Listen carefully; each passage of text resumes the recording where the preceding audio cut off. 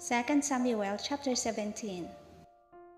Moreover, Ahithophel said to Absalom, "Now let me choose 12,000 men, and I will arise and pursue David tonight. I will come upon him while he is weary and weak, and make him afraid. And all the people who were with him will flee, and I will strike only the king. Then I will bring back all the people to you. When all return except the man whom you seek, all the people will be at peace."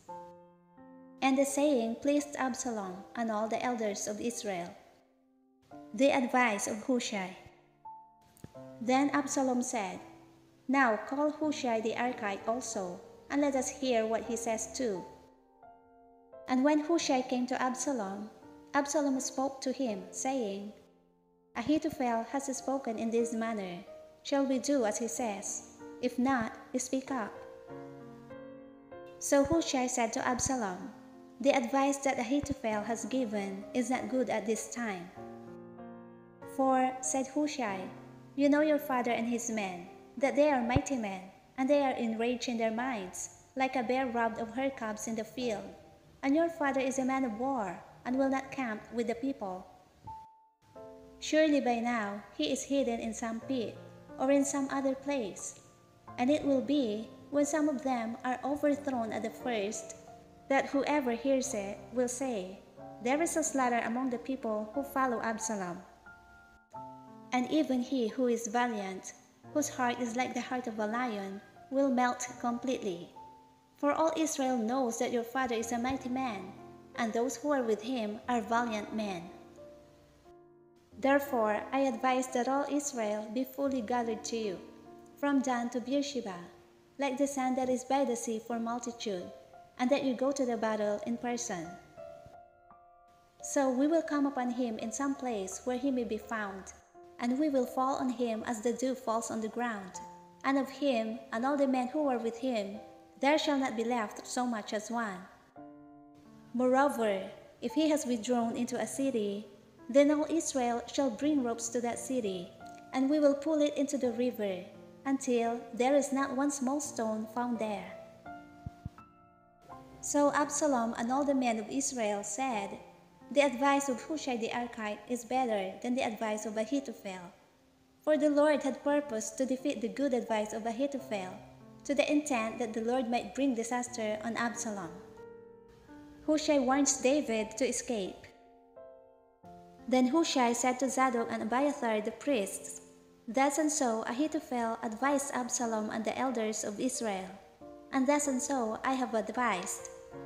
Now therefore send quickly and tell David, saying, 'Do not spend this night in the plains of the wilderness, but speedily cross over, lest the king and all the people who are with him be swallowed up.'"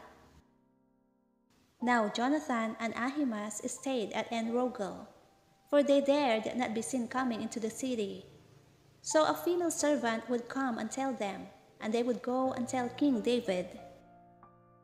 Nevertheless a lad saw them and told Absalom, but both of them went away quickly and came to a man's house in Bahurim, who had a well in his court, and they went down into it. Then the woman took and spread a covering over the well's mouth, and spread ground grain on it, and the thing was not known.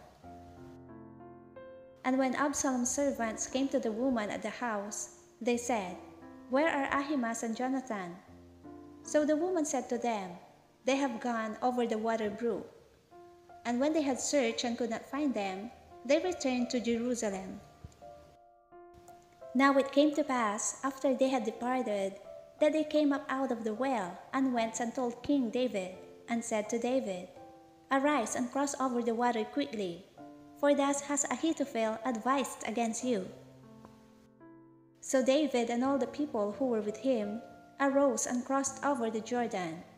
By morning light, not one of them was left who had not gone over the Jordan. Now when Ahithophel saw that his advice was not followed, he saddled a donkey, and arose and went home to his house, to his city.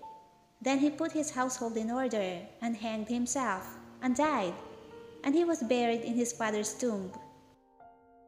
Then David went to Mahanaim, and Absalom crossed over the Jordan, he and all the men of Israel with him.